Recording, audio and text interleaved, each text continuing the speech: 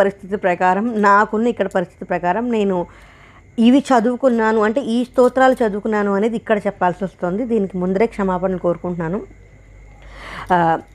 నేను ప్రెగ్నెన్సీలో చదివిన స్తోత్రాలు ఏంటి అంటే, ఇందులో కూడా ఏంటి అంటే ప్రెగ్నెన్సీ కన్ఫర్మ్ అయిపోయిన తర్వాత చదివే వాటి గురించి మాట్లాడుతున్నా. ప్రెగ్నెన్సీ రావడం గురించి మనం చాలా చేస్తాం.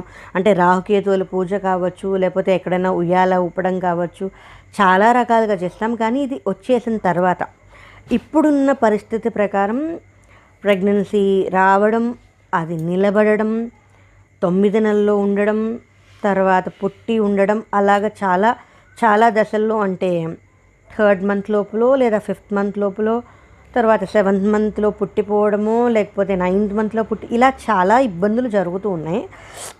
ఇప్పుడు నేను 8 సంవత్సరాల నుంచి చాలానే చేశాను. అంటే నోములు కానీ, వ్రతాలు కానీ, పూజలు